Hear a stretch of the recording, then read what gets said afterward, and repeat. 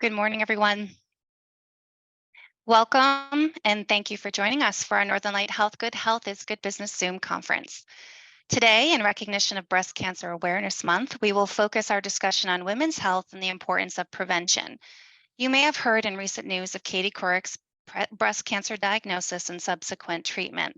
Katie has long been a pioneer in educating the general public about the importance of cancer screenings.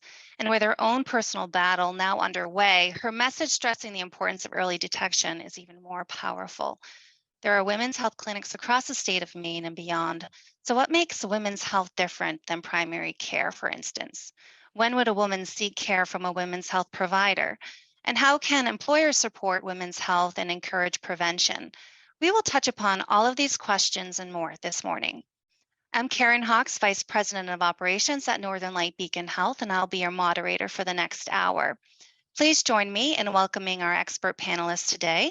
Dr. Ed Gilkey, Senior Physician Executive and Vice President at Northern Light Beacon Health.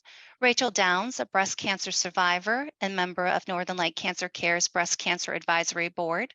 Jen Castangwe, Director of Diagnostic Services at Northern Light Sebasticook Valley Hospital. Natalia Hall, Director of Northern Light Women's Health.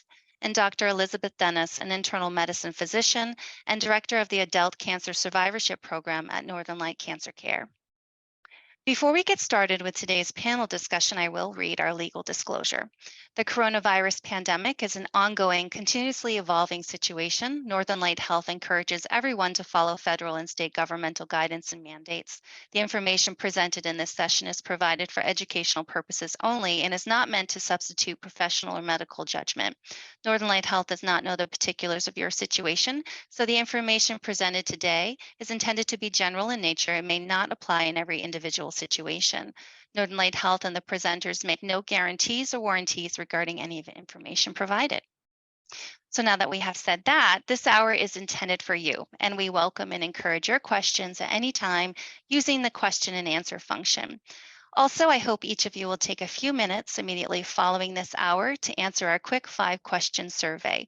Your input directly affects our topics and helps guide our future conferences. So as promised, we will begin today's discussion by asking Dr. Gilkey to provide information about health news that we're hearing about in the headlines. So good morning, Dr. Gilkey, and thank you for joining us. Good morning, and thanks, Karen. Good morning, everyone. On this first slide, it is easy to see the evolution of which COVID-19 Omicron subvariants was dominant over time. On this graphic, time starts in June of this year, covering the last 3 months only. Look at the amount of change in such a short period of time. Omicron BA.5 can be seen to rapidly take over, as demonstrated by the teal-colored bars. Now, looking to the far right of the bars, we see a few other colors appearing. Using the legend to the far right, we see BA 4.6 expanding, along with BA 2.75 and BF7. On this next slide, I've listed the subvariants to pay attention to and some useful information about them. The scientific community is very concerned about the ongoing unpredictability of this virus and its rapid mutational changes. For now, it appears immune evasion is increasing, transmissibility is increasing, and severity of illness is stable or slightly lessening. So that last point is one that we're hanging on to. When we look at metrics like cases, positivity rates, hospitalizations, and deaths, they had been improving in the US, but now the hospitalizations are on the rise again. To keep our perspective, there are over 24,000 people in our hospitals across America, with 3,000 in the ICUs and 400 people dying per day in the US from COVID. To darken the outlook a bit, the United Kingdom has seen a 30% increase in cases week over week. We've all experienced there seems to be a 1-month lag from what's happening in the UK to the US throughout the last 2.5 years.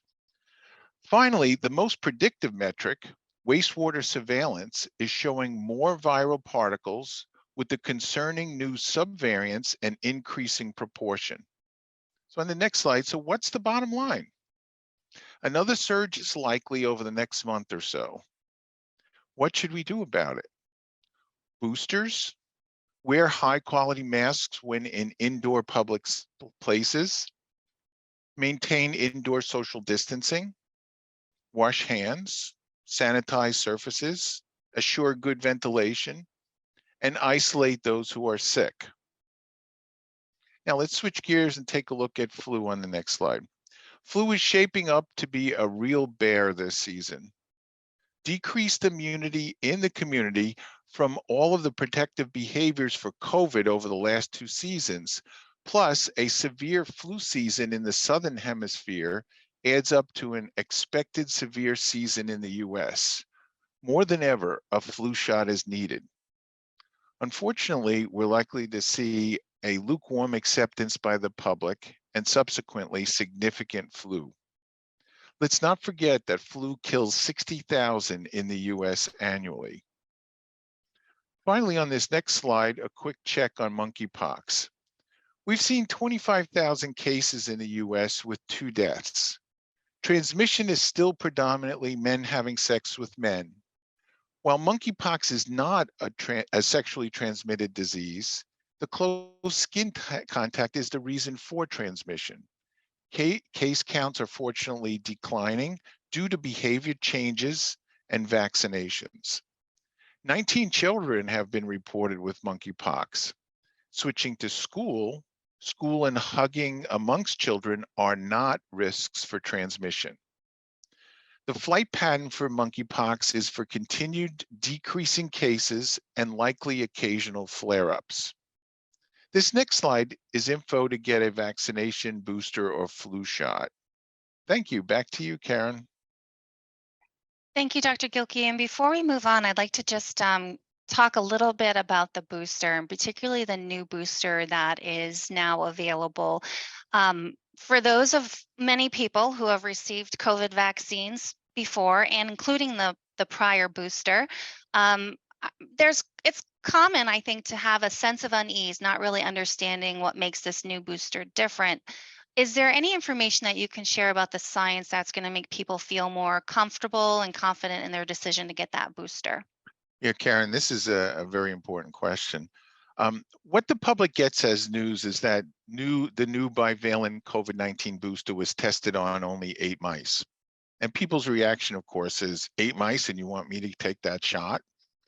But there's so much more to the science behind this. First, in the beginning of having an mRNA vaccination available in 2021, back then we understood that minor tweaks would allow us to keep up with the changing virus. So we were anticipating that. The word tweak is used to capture the minor adjustments that are involved. When Omicron BA.1 began to surge last fall, a tweak was incorporated into the vaccine. That resulting vaccine was targeting the ancestral Wuhan virus. And of note, the medical literature does refer to the ancestral as Wuhan virus and the BA.1 subvariant. So there it was a bivalent as well. In the initial phase 2 and 3 clinical trials on humans, 819 people participated and safety was well documented and reported in New England Journal of Medicine. Immunogenicity, which is producing the naturalizing antibodies, was strong against ancestral, alpha, beta, delta, you remember all of them, and Omicron. Subsequent testing showed good response to BA.4 and BA.5 as well. So that was all good news. As Omicron subvariants rapidly emerged, though, the tweaks were able to target BA.4 and BA.5 more specifically. So our current bivalent booster is made to target ancestral and BA.4 and 5 mRNA. Human clinical trials are actually underway. The results will become available in November and December. However, if you think about it, by that point, the virus would have had too much of a lead for the booster to have maximal effectiveness in our population. So thus the timing for September release.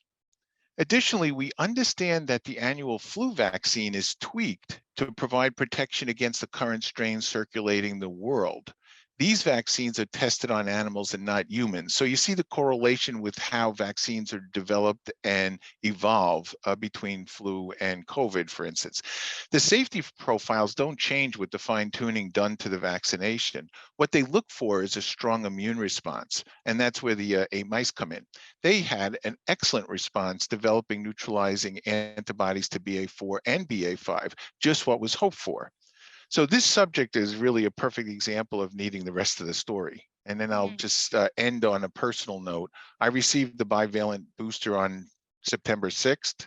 My 90-year-old father-in-law received it yesterday. My wife is scheduled for next week. And I'd point out my wife needed to learn more, and she just doesn't blindly follow her husband, a doctor. So thanks for this question, Karen. Well, you beat me to it. I was going to ask you that personal question is, would you get Oh, vaccinated? And you've already beat me to it, and you have oh, gotten vaccinated. there we go. So really Okay, appreciate that. Thank you so much, Dr. Gilkey. thank And I you. think you alluded to it, but the evidence is showing that this is an effective booster for the new variants of of COVID. Is Yeah, that so all the yeah, ones that I just pointed out, in that earlier slide, if you look at them, I think a confusing one might be the BF7. BF7 is actually BA 5.2.1.7, so it's a BA5 lineage, and these bivalents are great for all of this. So we're in good shape at this point in time as far as coverage by our booster. great. Thank you. Thank you so much, Dr. Gilkey. And Dr. Gilkey will be joining us for the panel Q&A at the end. So please ask your questions using the Q&A function on the Zoom, and we'll make sure we get those to Dr. Gilkey. So Okay, thank um, you. thank you. So as we transition to today's topic of women's health, I'd like to first ask you all to participate in our first poll question this morning. So that should be popping up any moment. All right. Do you feel your business prioritizes health and wellness? Yes or no?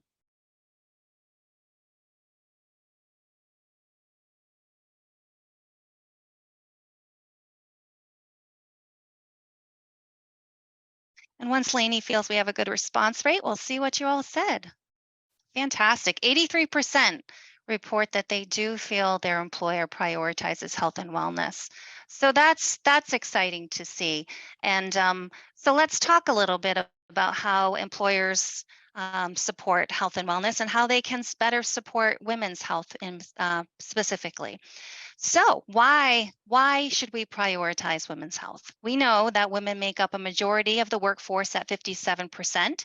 And while those of us working would like to admit it or not, we are often burdened by life challenges that are relatively unique for working women. Serving as a caregiver and an employee can make it challenging to prioritize one's health. So for example, if I am expected to take my children to their annual wellness visits, their dentist appointments, their sick visits, and stay at home with them when they're not feeling well. And today I'm actually taking them for their COVID and flu vaccines. I ask myself, how can I really afford to take time for myself and for my own preventative care? Many women are answering no and finding it very difficult to stay on schedule with the recommended screenings. And as a result, the cost to the employer is greater. As reflected in this graph, the cost of women's health care is higher compared to men throughout one's lifetime, jumping relatively drastically as women are beyond their reproductive years. We also know that women are much more likely to seek preventive screenings and have important conversations about their overall health and wellness if they have a regular provider. These are conversations that are incredibly important to identify a woman's risk and address it early, reducing the cost of care over her lifetime. Today's panelists are people who are passionate about this topic and have a wealth of experience and knowledge to share with us. So I'm very excited for this conversation. I am extremely pleased to have the opportunity to introduce the first member of our panel today, Natalia Hall. Natalia, thank you so much for joining us. Can you help our audience better understand what women's health means and what resources are available? Hello, thank you so much. Yes, I'd be happy to. So when people think of women's health, usually it's obstetrics that comes to mind first. Folks tend to think of pregnancy, prenatal care, labor, and delivery. After obstetrics, people tend to think of general gynecology when they think of women's health. So think of things like annual exams, pap smears, and mammograms. As you can see from the slide I have up here, there's a whole lot more involved in women's health. The list of conditions on the right side are those that women are at higher risk of developing than men, which goes to show that all of the services outlined in the red circle are critical to women's health.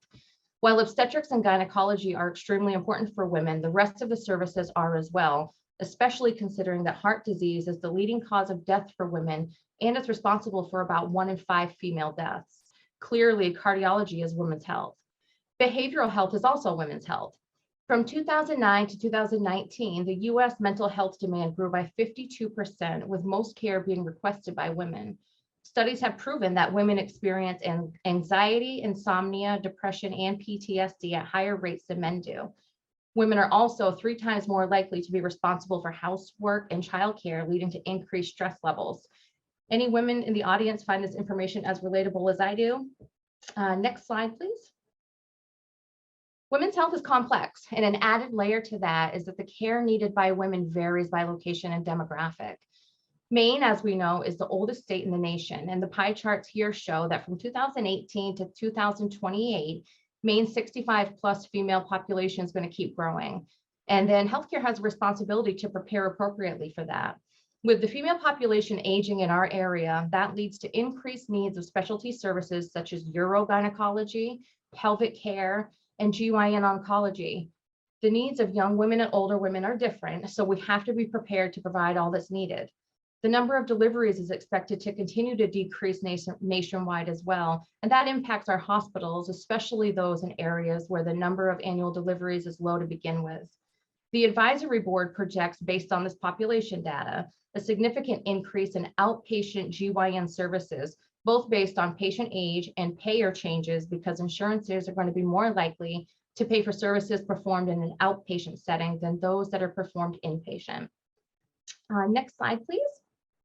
So how to access care for women? There are so many ways. It's been proven that women make the majority of the family decisions when it comes to healthcare. So ensuring women are able to receive what they want and what they need is really important. You'll see on the right-hand side of this slide that women said they want a one-stop shop clinic so they can get all the care they need in one place.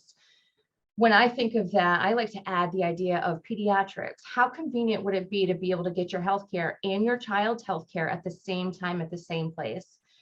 Women also said they need flexible appointment times, and I know we can relate to that. Lastly listed, women stated needing more time with their healthcare professionals to improve the use of services. Telehealth really took off in the midst of COVID-19, and as you can see on the slide, the use of telehealth was truly embraced by women. More women than men used telehealth at least one time during the pandemic, and 70% of women said they were satisfied with the service and would definitely use it again. That's huge. What I'm hearing is women need flexibility, remote options, and care that's convenient for them. At Northern Light Health, with the Digital Doorway Project, we've answered much of that. Amwell, our telehealth platform, is very popular and easy to use. DirectBook has been a hit with our patients and allows them to schedule their own mammograms online at a time that works for them. The patient portal is also a huge win. I'm a Northern Light Health patient, and I use the portal religiously to talk to my primary care provider. She's busy, her office is full, but when I message her in the portal, she's able to respond to me quickly and we can both move along. It's made a big difference for me. Those systems are super user-friendly, and I'm excited to know we have even more on the way. Thanks so much for listening today. Back to you, Karen.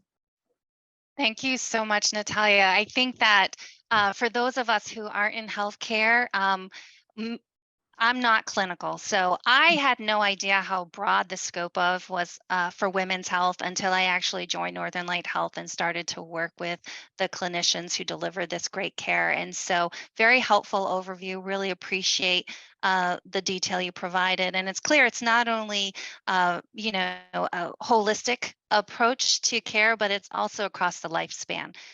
So thank you so much for that information. It is now my pleasure to introduce our next panelist, Rachel Downs. It certainly is not easy to come on a public platform and share a personal story. And so I want to thank Rachel so much for joining us today and being vulnerable and sharing her story so that we can learn from it. So thank you, Rachel. You're welcome. Thank you for inviting me to speak today, and good morning. Again, my name is Rachel Downs. I am a 47-year-old mom of 3 children who currently are 17, 10, and 9 years old. On October 23rd, 2017 is when our life started to change forever. That's the day I found a lump in my right breast, which was surprising to me because it is not a family history. I called my primary care physician that day, even before I called my husband, and I was able to get an appointment for the next day. My primary care physician was able to get me in for a mammogram and an ultrasound the same day I saw her. When I was asked if I had a breast surgeon, I knew the results weren't going to be favorable. October 27th, I had a biopsy. Now, Halloween is scary for some people because of the costumes, werewolves, vampires, and witches. But for me, it's scary for a different reason. As I was starting to prepare my 4, 5, and 12-year-old for trick-or-treating, I received the call that would change it all. On October 31st, 2017, my surgeon called me to confirm I in fact had breast cancer. I shed some tears, made some phone calls, and finished getting our kids ready to go trick-or-treating as any mom would. We oftentimes put everyone else first before ourselves. I had a lumpectomy on November 3rd, and on November 30th, just 4 days after my daughter turned 13, I started chemo. I needed chemo and not radiation only because the cancer had spread into my lymph nodes. I remember feeling so guilty that I was taking away from such a special milestone from my daughter. Entering your teens is a big deal. Now my 13-year-old felt as though she needed to step up and help with her little siblings. I was fortunate enough to be working from home during my chemo treatments. My husband, however, did not work from home. He works for the state of Maine. His supervisors were very understanding, and he was able to take treatment day and the day after off from work, not knowing how I was going to react or what side effects I would have after each treatment. I had 5 rounds of chemo. I was supposed to have more, but after the 5th, I developed an allergy to the chemotherapy that was being used. We wanted to keep things as normal as we could for the kids. Each of the kids came individually to one treatment. We wanted to be sure that they saw the setting and process in hopes that it would be less scary for them. We also wanted to try to keep it as light as we could. By Christmas, I had lost all my hair. So my 5-year-old daughter wanted to paint Christmas scenes on my bald head. Why not, if that's what she needs to cope? After chemo, I had a short break before starting 36 rounds of radiation treatments. My husband didn't go with me for those appointments because they were daily and the amount of time at the cancer center was minimal, although his employer at the time would have allowed him to have that time off if needed. My 4-year-old son went with me every Friday for radiation as he was in pre-K and had Fridays off from school. He was allowed to sit in the booth and watch the treatment and announce to me when it was done. He looked forward to Fridays because he got a lollipop at the end from the technicians. Radiation is different for everyone. For me, it was almost worse than chemo. By the end, I had bleeding 3rd-degree burns. I'm very fortunate I was not working outside of the home during this time. By the end, I needed to be on narcotic pain meds to be able to handle the pain from the burns. Ringing the bell at the end of my treatments was a big deal for me. I couldn't wait to be able to celebrate the end of this journey. It was such a monumental event that my whole family was there. The waiting room had 13 family members waiting for me to finish that treatment and ring the bell. It was the largest support group the staff had ever seen in the waiting room. Cancer doesn't end when treatments are over. The care continues and side effects continue. It's important for employers to understand that a cancer patient and a cancer survivor may have feelings of depression, pain, fatigue, anger, sadness, memory loss, and make accommodations as needed. I'm a founding member of the Breast Cancer Advisory Board. The board was developed to help make the process from day 1 through survivorship for breast cancer patients a bit easier. It's also important for me that the advisory board recognize that family and friends are also survivors. The advisory board is working to create events for families and friends of survivors to attend and celebrate the process. Recently, we had an event where we painted rocks to spread around the grounds at the cancer center for patients to find. Thank you for allowing me to share my story and my passion for survivorship. Thank you, Rachel. Very moving story. Your family is beautiful. Thank you.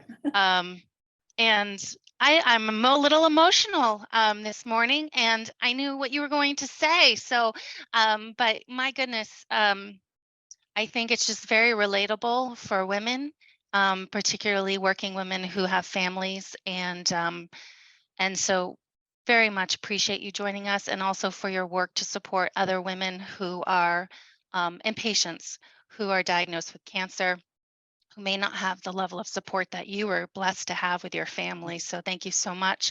And I also just want to say that while this topic is about women's health, this truly does impact the entire family. And those families work for employers. And so what supports can employers put in place, both in terms of scheduling and flexibility, but also in terms of mental health. And so really appreciate that. Thank you. Thank you so much. And Rachel will be back. So please, if you have any questions, put them in that question and answer feature. So I will now welcome Jen Castangwe to the panel. And Jen, we all just heard Rachel's very powerful story. I'm hoping you can share with us the latest recommendations on breast cancer screening and how women in Maine can access these services. Absolutely. Thank you, Karen. One of the most frequently asked questions in the mammography department is often, how often do I really need a mammogram? At one point, this was a very simple answer with only one recommendation for us to refer to coming from the American Cancer Society. They've always recommended yearly mammo starting between age 40 and 45 and continuing until a time the patient is in good health and expected to live 10 more years. In 2015, the U.S. Preventative Task Force released guidelines based on research their team had completed. This recommendation included every other year screening beginning at age 50, continuing until age 74. Anything outside that time is on an individual choice. You can see how this can be confusing to provide guidance. So a recommendation is always for our patients to know their risk factors and have honest, open discussions with their healthcare provider on both of these options and really decide what is best for them. In addition, the majority of insurances still recognize annual mammograms in their coverage screening services. So it's very important to know your insurance plan and that baseline age that can be different for some plans, but is most frequently covered on an annual basis. On the next slide, we've been working really hard in Northern Light Health on improving access to mammograms within our system. The most recent improvement was Direct Book. This allows the patient to go on our site and schedule their own mammogram on their own time when it's most convenient for them. This has reduced the number of calls back and forth to find the right time that works best for them. We've also been working on walk-in options. Many of our sites offer this option for screening mammograms specifically. The patient can walk in without an appointment at the times identified by that specific facility. In a situation where a patient feels a lump or finds something out of the ordinary, we save appointment times for those diagnostic mammograms, usually within 3 to 5 days. Rachel's story was proof of that. Within the system, we review the images with the radiologist while the patient waits. We understand how anxious the situation can make a patient, so have tried to help in any way we can to get that patient result quickly and learn what the next appropriate steps may be. I hope that you can find the information that we've been able to provide about mammogram services helpful, and I appreciate your time. Thank you. Thank you, Jen. And as a patient of Northern Light Health who used to receive, the letters in the mail letting me know when my mammogram was scheduled, I went on recently and scheduled my mammogram. It's actually on Veterans Day because that works with my work schedule. It was very convenient and easy, a great resource for women. And so I really encourage folks to share that widely with their employees so they know that that's available to them. So thanks so much, Jen. Thank you. All right, our next guest is Dr. Elizabeth Dennis. Dr. Dennis, as the director of our Adult Cancer Survivorship Program, I know you have heard from and learned from women across the state of Maine. Can you share with us why supporting women's health is so important? Hi, good morning, Dr. Elizabeth Dennis. So I'd like to begin by highlighting a few things about cancer prevention that are within a woman's control. And I think it's really pertinent to this talk and this audience as you consider developing and designing employee wellness programs. So if we start with obesity, We now understand that obesity puts women at risk for developing breast cancer and 12 other cancer types. So this translates to about 40% of all new cancers being diagnosed in the US each year. The second is alcohol intake. Again, when specifically considering breast cancer, women who drink on average 1 drink a day may increase their risk of developing breast cancer by between 7 and 10%. And this risk is higher with increased consumption. And lastly, being sedentary is another modifiable risk factor for developing cancer. Physical activity is important for so many reasons. And again, specific to this talk, exercise both enhances our immune surveillance and also helps us to maintain a lean body weight. Next slide, please. Next, I'd like to introduce you to cancer survivorship. So who is a cancer survivor? If we look at the National Cancer Institute definition, which is the broadest definition, anyone who has been diagnosed with cancer is a cancer survivor. Cancer survivors may share similar experiences, but it is really important to recognize that each person and their family and friends experience a unique journey. There are 3 recognized phases of cancer survivorship. The first of which is acute, which begins during active treatment. The second is called extended, which in breast cancer survivorship is roughly up until year 5. And the third is long-term survivorship, which is beyond 5 years. As you might imagine, the needs of cancer survivors during each of these phases can be very different. And I hope you can now better appreciate, as Rachel shared her story with us, that the experience of having cancer and cancer treatment certainly does not end when treatment ends. Due to the advancements in cancer medicine, there are more and more cancer survivors in our country. As of January 2022, 5% of the US population was a cancer survivor. And this is expected to increase by almost 25% over the next 10 years. So why is this important? So the traditional delivery of cancer medicine in our country is really focused on the acute phase of survivorship. But more than 50% of cancer survivors in national surveys tell us that they have unmet needs. These needs can be physical and long-lasting or even permanent. They can be psychosocial, which can pervasively negatively affect the entire person. And they may also be financial, which can also translate into worse health outcomes and poor quality of life. So what is survivorship care? Survivorship care is really designed to help patients and their families live well with, through, and beyond cancer and treatment for cancer. There really is no one-size-fits-all model, and what defines quality survivorship care is an area of active research. Next, I'm going to take a few minutes just to tell you about the Cancer Survivorship Program at Northern Light Cancer Care. So this is a relatively new program starting in late 2019. Most of our current efforts continue to focus on people with a diagnosis of breast cancer who are being treated with what is called curative intent. So not people that have metastatic disease, though we clearly recognize that people with metastatic disease also have very unique survivorship needs. At the present, the survivorship team consists of myself and an oncology survivorship nurse navigator. We also have support from other disciplines like social work, registered dietitian, patient advocates, lymphedema specialists, and several others. We're actively working on processes to incorporate survivorship early into a patient's cancer journey, which really should complement the care provided by their traditional cancer team. Additionally, my continuity clinic is growing. So this means that when patients are ready to be discharged from their cancer team, but not quite ready to be discharged back to their primary care team, I see those folks.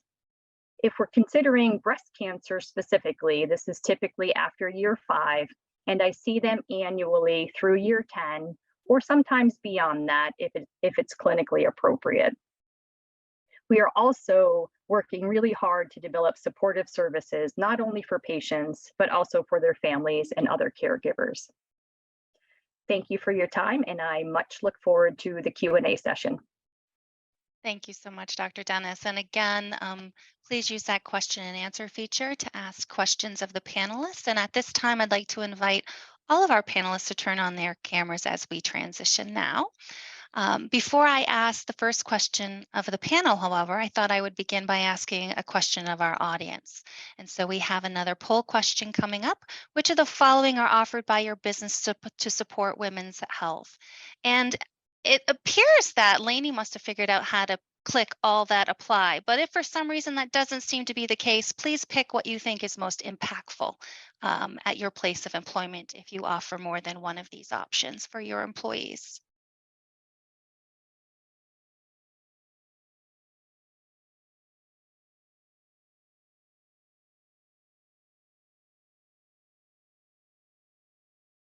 And when Lainey feels we have a pretty good response, we'll go ahead and close that poll.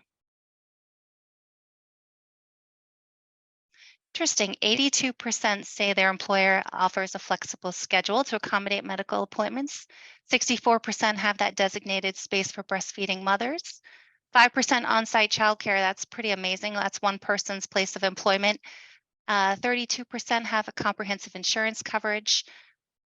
5% don't know, and 5% none of the above. That's fascinating and encouraging, but also demonstrating, I think, that there's room here for improvement and for thinking about how we might change things or enhance things at our own place of employment to better support women's health. So thank you so much for your participation in that.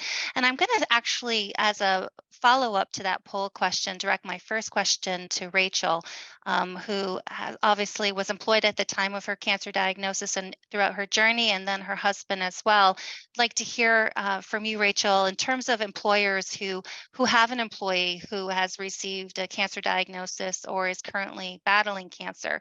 Do you have any advice for them on how they might better support that employee or that employee's family? What comes top of mind for you? I think the biggest thing to realize is that it's different for every person. It's not cookie cutter. So each patient and each survivor has different needs almost daily, I would say. And in turn, their support person or their spouse may also have varying needs.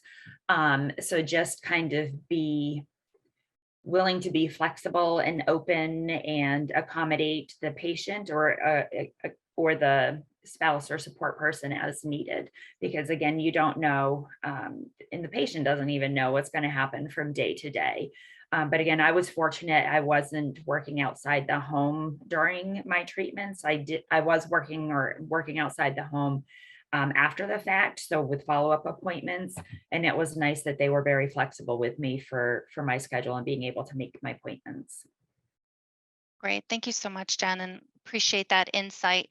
I said Jen, I meant Rachel, because my next question is for Jen, so I'm getting ahead of myself. Sorry about that. So Jen, the next question is for you. I really appreciate the work that you're doing in partnership with other Northern Light Health leaders to improve access to breast cancer screenings. So I'm hoping that you can share some of the strategies or work that's currently underway or in planning to help improve access in our most rural regions of the state of Maine.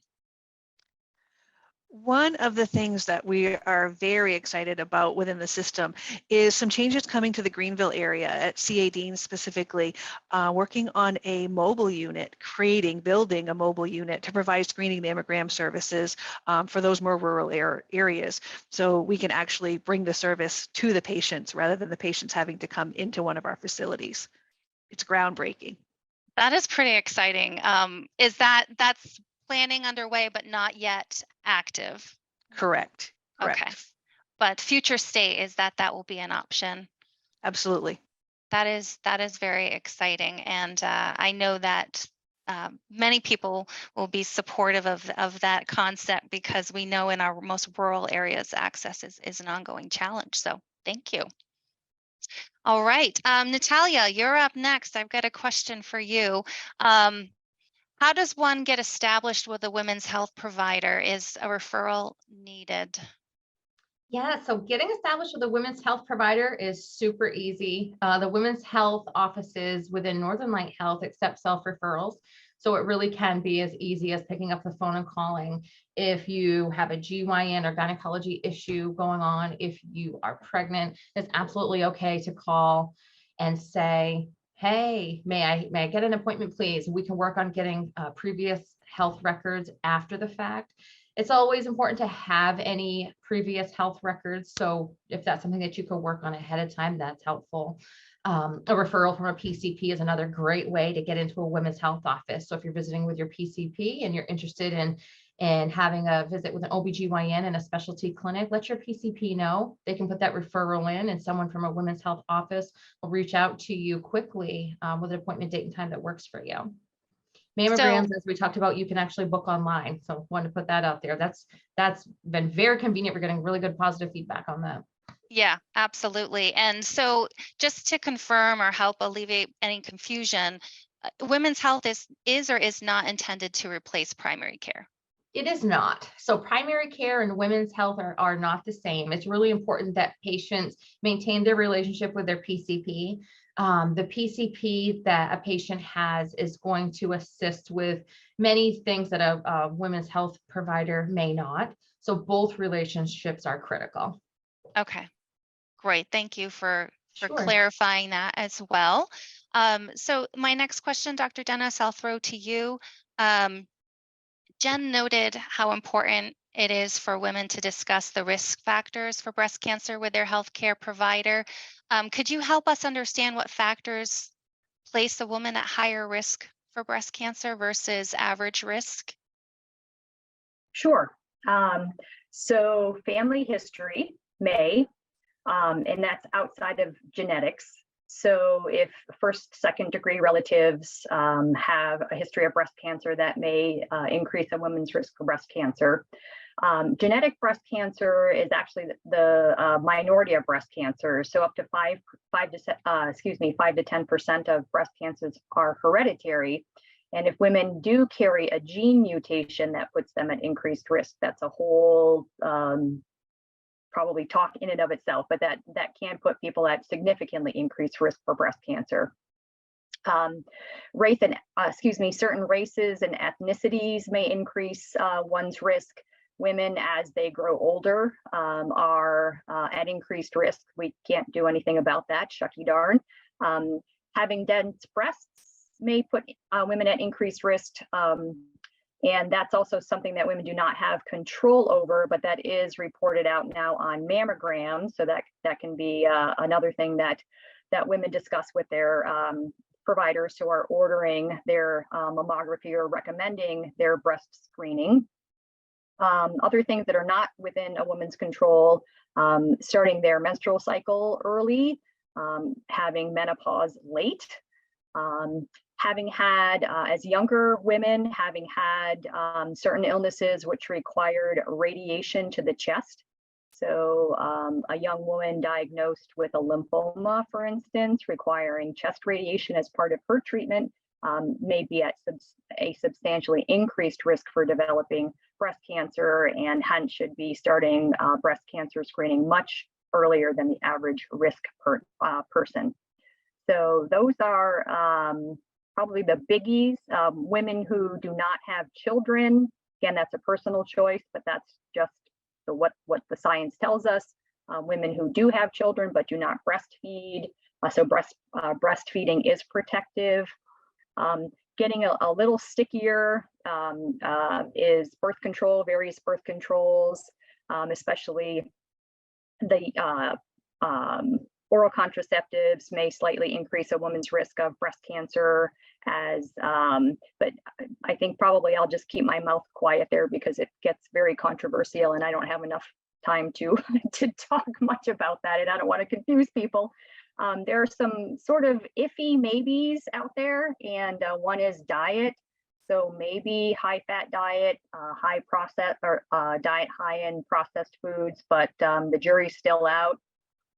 Perhaps exposures to some environmental chemicals, again, under study, tobacco exposure, either personal or secondhand. And also, interestingly, working night shifts may increase people's risk, again, thinking perhaps melatonin or other hormonal pathways. So it's actually pretty darn, thank you for the question. It's pretty complicated. I hope I didn't confuse people, but there's I think a comprehensive answer for you. A comprehensive answer and quite a long list of things that might elevate a woman's risk for breast cancer. So appreciate that.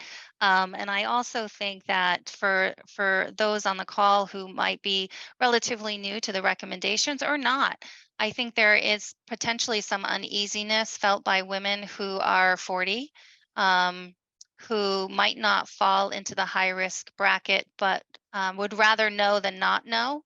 And so for those that might be of average risk, 40, 41 years old, they might not be, through the recommendations, need to have that mammogram. As a provider, how do you respond to that somewhat uneasy feeling of patients? Yeah, so that's a great question too. So we just learned a bit about the American Cancer Society guidelines, as well as the U.S. Preventative Services Task Force. So that's really just based on age, as you see, and certainly we as women are much more complicated than our chronologic age. And you also see that there's some flexibility in the guidelines. So guidelines are guidelines; they are not black and white. What we should do as physicians and other clinicians is really look at the woman in front of us and to discuss what their screening preferences are. Also, and I believe Jen touched on this, screening in general, what we're taught as physicians is screening should be offered to most people, but really it's not always appropriate to offer it to everybody. So if you have a very, very healthy 80-year-old woman, it may be very appropriate to continue offering her mammographic screening. Whereas if you have a very, very sick 40-year-old, it may not be appropriate anymore. So what I typically talk to people about is try to assess their risk. And then if they are average risk, say that the science is relatively clear that this is an important screening test for you. There is some flexibility. It's very reasonable to begin screening at age 40. You can go every other year up until age 50, yearly until age 50. You can start at age 50 and go every other year. All of those are A-OK, and it's really a personal choice. Some women, again, are very interested in screening early. Some people are very relieved that it's their preference that they would prefer to screen a little less frequently, and that is all within the realm of being reasonable. I appreciate that. And Jen, as a follow-up to that, I believe you said that you haven't found any issues yet with insurances covering that if for women who opt to go for an annual screenings. Correct. Yeah. We've not been seeing denials around that. And can you just give a little bit of insight, and Jen, if perhaps Dr. Dennis would like to add as a follow-up to my question I'm about to pose to you, but do you know what factors might have led to the change in the recommendation? What was considered at the time? I believe a lot of it came from just looking at studies and the facts, how many patients were diagnosed in this age group as compared to how many were done and completed. Unfortunately, it's not always real life. What's in the paper, in my opinion, one person is too many. If a screening would have helped catch that early and have a better outcome for that patient, we definitely, I dare say most of the people on this call know somebody in their 40s that was diagnosed with breast cancer, or know somebody that it wasn't on their last year's screening and it's on this year's screening, and perhaps one more year could have been the difference in positive outcomes. So again, we sound like broken records, but it really comes back to those conversations with your provider. Yeah, Absolutely. Dr. Dennis, did you have anything else to add in that regard regarding the recommendations? Yeah, actually, I'm going to turf it to Dr. Gilkey, who lives a little bit more in the world of evidence and how an organization like the U.S. Preventative Services Task Force comes up with their evidence and their recommendations and et cetera. Sure, Dr. Gilkey. Sure. This organization looks at many things beyond just breast cancer screening, lots of different screenings, if you will. And they go through very methodically looking at all of the medical literature that reports the outcome. So the idea behind it is um, when you're exposing people to radiation, what's the benefit of doing that? You know, is it worthwhile to do it annually? Is it worthwhile to do it every other year? They study for an extended period of time. Then they tie it into not all breast cancer is the same. There's lots of different kinds of breast cancer. Some are very aggressive, some are much less so. And they take that into consideration in the population. What's the distribution of that? And then they draw a conclusion based on the medical literature and make recommendations that an A recommendation would be a very strong recommendation to do, X, Y, or Z. A B recommendation is the medical literature supports it, but more weakly, depending on what kind of studies were done. And then it goes from there. So what we look at very carefully is how do we build our systems around A and B recommendations? In the case of mammography, the American Cancer Society also considers all of the work that's being done around the world, but I think they also consider a public health perspective. We've done a very good job over a fairly long time, multiple generations, of helping women buy into the idea that screening is really important and they should do it annually. So annual is a very good way. If you go to every other year, you run the risk of going, did I have that last year or the year before? Am I due now? It gets a little bit confusing, as we discussed earlier in this conversation. So I think the American Cancer Society feels fairly strongly that, we should really be consistent with this annual evaluation, while the medical literature supports certainly every other year, but not as strongly for the annual recommendation. So that, I think, is the confusion and where it tries to get sorted out. Yeah, well, I definitely appreciate the fact that the health insurance companies seem to be allowing this to be a personal decision. So fantastic. I appreciate the additional information, Dr. Gilkey. Very much appreciated. So, Natalia, I'd like to go back to you with a question. You had talked about telehealth and how that really seems to be the preferred method of seeking care for women who really need that flexibility and convenience. Can you tell us about how a woman would be able to access telehealth, or what women's health services are mostly or most appropriate, I would say, for a telehealth platform? Sure. You make a great point. Not all women's health services are appropriate for telehealth. I'm sure we can all think of a few that you simply have to be in the office with your physician. But there are some women's health services that are very appropriate for telehealth. And to initiate a telehealth visit, all you have to do is ask your provider. So your provider can set that up for you. Your provider and the provider's office staff can set that up for you. A link will be sent to your computer or your cell phone, making it really easy. So no matter where you are, you can take a few minutes, sit down, engage in that appointment with your provider right there. It really is as simple as a request. Well, that's nice to know. Ask for what you want. Yes. I don't do that well, but I will follow that advice. So thank you. All right, Rachel, I'd like to come back to you with a couple of questions. Looking back on your journey, is there anything that you wish you knew or had done differently before your cancer diagnosis as it relates to your health and wellness? Honestly, I don't know that I would have changed much of anything. Like I said, it wasn't a family history. It was nothing that was on my radar. I was fortunate enough, though, that I had actually within like the 2 years prior to my diagnosis, I had lost 100 pounds. And so I think if I hadn't lost that weight, it would have been much more difficult for me to have found the lump on my own. And then, if I hadn't been able to find that, it would have progressed much more. I had started already having mammograms at that time. I was 42 when I was diagnosed, and I'd already had a mammogram the year before. So it wasn't there that year. So again, talking about the importance of annual visits or biannual, if I had again waited 2 years for a mammogram, it could have been a very different outcome.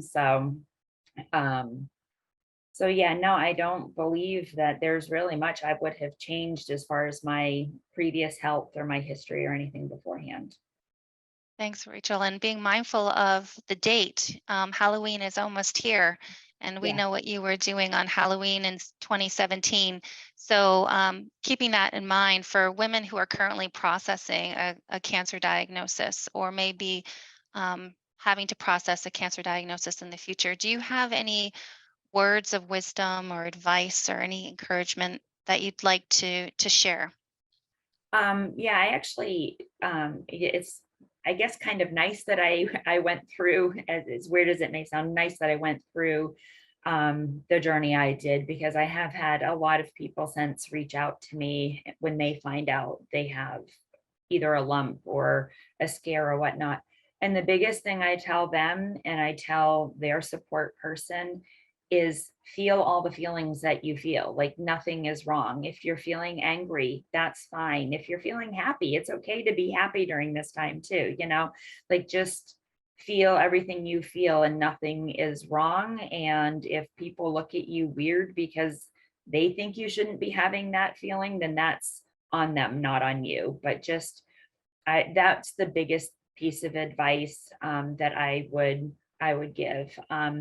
One of the other things too is that the waiting is the worst part. Waiting for the news, waiting for the results, it's just waiting. So talking to somebody during that time, whether it be your spouse, your partner, a good friend, a pastor, whoever, talk to people, get your mind off it as best you can. But yeah, that's pretty much it. Yeah, I appreciate that advice. I think it also goes to show that there might be some benefits to have, an employee assistance program or something offered to those, for those folks who might not have those people, trusted folks that they can Right. have those conversations with.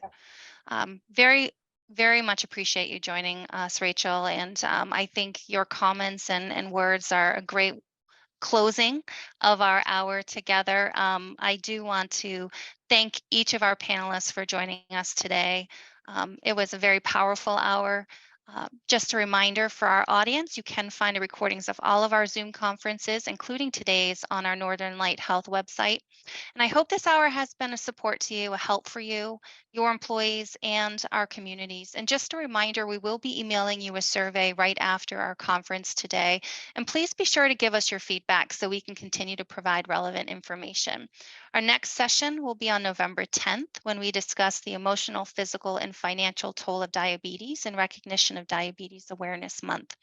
We will send you the registration link for this session, as well as the future session we have in December, so you can reserve that time slot on your calendar as well. Please share the invitation with your friends, your colleagues, and others who might benefit. And of course, we hope you are able to join us as well. So thank you so much for this morning, your time, and I hope you all have a wonderful afternoon.